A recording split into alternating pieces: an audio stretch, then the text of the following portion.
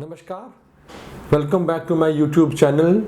Market में एक बहुत ही अच्छी सस्टेन रैली आ रही है जो काफ़ी मार्केट पार्टिसिपेंट्स को सरप्राइज़ कर रही है। और जैसे कि बेयर मार्केट रैली में हमेशा होता है कि काफ़ी तेज़ी से मूवमेंट आता है और काफ़ी अच्छी मनी मेकिंग अपॉर्चुनिटीज़ भी आती हैं। तो ये जो तकरीबन हम मान के चलते हैं कि बेयर मार्केट में पैसे नहीं बनते, ऐसा नहीं है। बेयर मार्केट में भी बहुत अच्छे पैसे बनते हैं और पिछले कुछ दिनों में बन भी रहे हैं।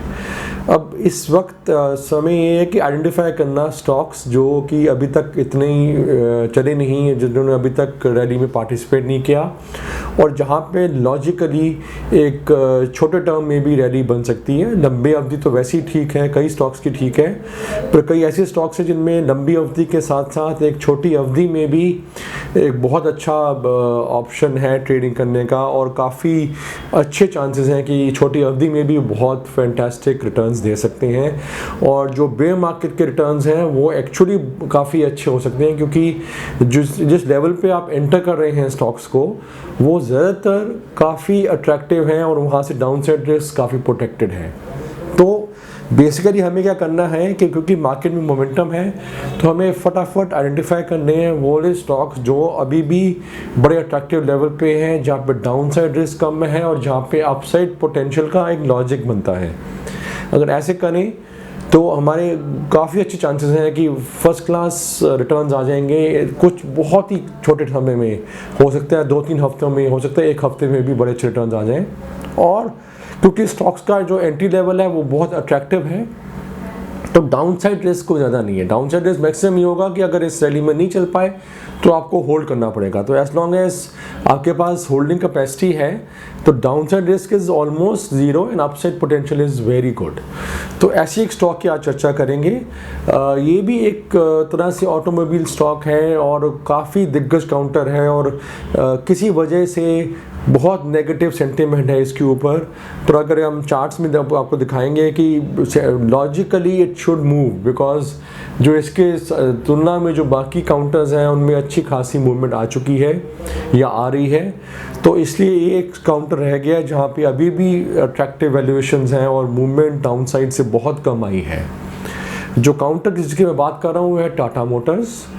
टाटा मोटर्स अभी भी 90 रुपये पे आपको मिल रहा है, जो कि वैल्यूएशन वाइज बहुत कंफर्ट देता है, क्योंकि वैल्यूएशन वाइज ये स्टॉक ना सिर्फ बहुत कम वैल्यू पे है, तकरीबन 32,200 करोड़ की मार्केट कैप है इसकी आज की क्लोजिंग की अगर बात की जाए। तो उसके बाद अगर इसकी तुलना की जाए जो बाकी दिग्गज काउंटर्स हैं मारुति और M&M, तो एक सिग्निफिकेंट डिस्काउंट पे है। अगर आप ये टेबल जो आपके सामने आ रही है इसमें देखें, टाटा मोटर्स का टर्नओवर, ऑपरेटिंग प्रॉफिट बाकी दोनों कंपनीज के कंपैरिजन में काफ़ी ज़्यादा है, मार्जिन भी कंपैरेटिव है, पर जो मार्केट कैप है वो सिग्निफिकेंट डिस्काउंट है। मारुति ऑफ कोर्स लीडर है और मारुति का एक बहुत बड़ा एडवांटेज है कि उनकी बैलेंस शीट बहुत स्ट्रांग है, बिजनेस बहुत सिक्योर है और बैलेंस शीट में कैश सरप्लस है। इसकी तुलना में टाटा मोटर्स का लीवरेज है, तो इसलिए स्ट्रिक्टली कंपेरेबल नहीं है मारुति और टाटा मोटर्स। उनका बिजनेस मॉडल बड़ा अलग है। मारुति बहुत सिक्योर और सेफ मॉडल है, टाटा मोटर्स रिस्कियर मॉडल है। पर अगर आप M&M से तुलना करें जो कि एक तरह से कंपेरेबल है टू सम एक्सटेंट, M&M का काफ़ी सिग्निफिकेंट डिस्काउंट पे है टाटा मोटर्स। और अगर हिस्टोरिकली देखें तो ऐसा नहीं रहा। टाटा मोटर्स कई बीच बीच में प्रीमियम पे भी गया है, मार्केट कैप उसकी M&M से ज़्यादा हुई है, और काफ़ी समय M&M और टाटा मोटर्स की मार्केट कैप काफ़ी सिमिलर रहती है। अगर आप अभी देखें तो टर्नओवर, ऑपरेटिंग प्रॉफिट दोनों टाटा मोटर्स के ज़्यादा है M&M से। M&M में भी हम उम्मीद कर रहे हैं कि आगे चल के रैली आएगी, कुछ यहाँ से इम्प्रूवमेंट होगी मार्केट कैप में, इसलिए टाटा मोटर्स रिस्क रिवॉर्ड से बहुत अच्छे पोजीशन पे है। एक और तुलना कर सकते हैं हम, ये जो चार्ट आपके सामने आ रहा है ये देखिए, अगर हिस्टोरिकल पैटर्न्स देखें तो ऑटो इंडेक्स अराउंड 62% करेक्ट किया था 2008 में, और वहाँ से एक रैली बनी थी, और अब 2020 में भी 62% करेक्ट करने के बाद रैली बनी है। ये फिगर मैंने आपको पहले भी मेरे वीडियो में दिखाए थे। पर इसके बाद जो दूसरा फिगर मैं दिखा रहा हूँ वो और भी इंटरेस्टिंग है कि 2008 में तकरीबन 87.5% करेक्ट किया था टाटा मोटर्स और वहाँ से रैली बनी थी। इस साल भी ये 89.5 तकरीबन उतना ही करेक्ट कर चुका है और वहाँ से धीरे धीरे करके एक अच्छी रैली बन रही है। तो उम्मीद यही है कि जिस तरह से 2008 के बाद 2013-14 तक वो बहुत अच्छा मल्टी बैगर बना था टाटा मोटर्स, इसलिए यहाँ से भी टाटा मोटर्स का पोटेंशियल है एक अच्छा मल्टी बैगर बनने का। ये ज़रूर समय लगेगा। ये लॉन्ग टर्म पर्सपेक्टिव से आप ये चार्ट को मद्देनज़र रख सकते हैं और शॉर्ट टर्म से जो मैंने पहले बताया, क्योंकि मारुति खास करके काफ़ी अच्छा चल चुका है, इवन M&M में अच्छी मूवमेंट आ चुकी है और क्योंकि टाटा मोटर्स रह गया है तो काफ़ी अच्छा चांस है। जो लॉन्ग टर्म पोटेंशियल है वो तो है ही है, बट काफ़ी अच्छा चांस है कि एक शॉर्ट टर्म अगले हफ्ते 10 दिन के अंदर ही एक अच्छा मूव आ सकता है। और अगर आप एक टारगेट मान के चलें तो यहाँ से तकरीबन 50% आपको अपसाइड पोटेंशियल आ सकता है टाटा मोटर्स में।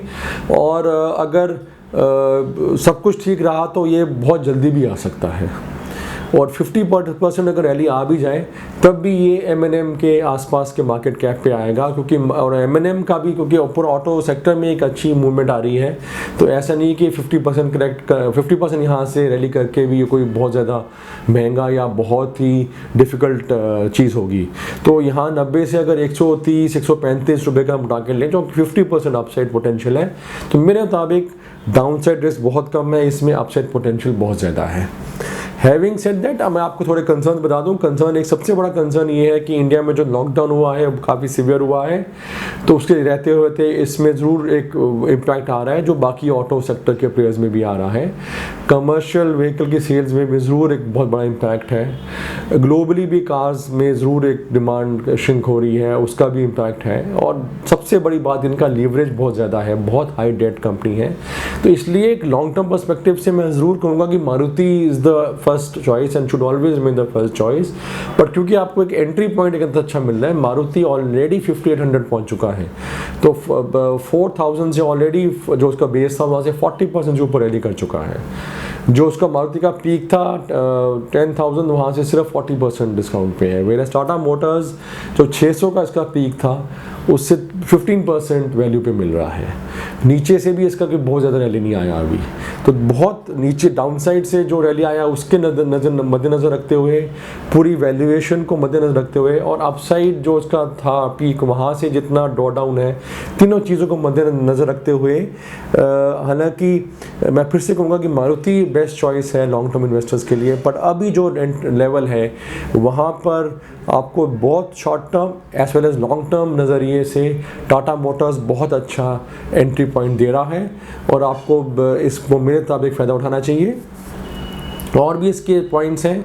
एक, इलेक्ट्रिक व्हीकल में इन्होंने काफ़ी रिसर्च की हुई है, तो अगर कुछ इसमें डेवलपमेंट आए तो एक वो पॉजिटिव सरप्राइज हो सकता है, क्योंकि वो डिस्रप्शन का एक थीम आ जाती है। जिस तरह से हमने देखा रिलायंस में फेसबुक ने इन्वेस्ट किया है, ऐसे कोई इन्वेस्टमेंट आ जाए इनके इलेक्ट्रिकल व्हीकल डिवीजन में तो एकदम से एक बहुत अच्छा अपसाइड सरप्राइज आएगा। तो कुल मिलाकर डाउनसाइड यहाँ से लिमिटेड है, अपसाइड पोटेंशियल काफ़ी है और पॉजिटिव सरप्राइज अगर कुछ आ जाए इन टर्म्स ऑफ जैसे इलेक्ट्रिक व्हीकल की बात की या इनका जो इंटरनेशनल जैगुआर लैंड रोवर का है उसमें टर्न अराउंड आ जाए, या इनके जो डोमेस्टिक भी हैं इनके सेल्स इंप्रूव हो रही हैं, इनोवेशंस इंप्रूव हो रही हैं, इनकी पैसेंजर कार्स एक्सेप्ट हो रही हैं, उसमें भी पॉजिटिव सरप्राइज आ सकता है। तो काफ़ी स्कोप है पॉजिटिव सरप्राइज का, डाउनसाइड लिमिटेड है। मैं ज़रूर आशा करूँगा कि आप इस अपॉर्चुनिटी का फ़ायदा उठाएंगे और अच्छा रिटर्न आपको मिलेगा। मेरा YouTube चैनल देखने के लिए शुक्रिया। आप इसको ज़रूर लाइक और शेयर करिए और सब्सक्राइब भी करिए, अपने फ्रेंड्स के साथ भी शेयर करिए। और thank you very much for watching my YouTube channel. Thank you so much.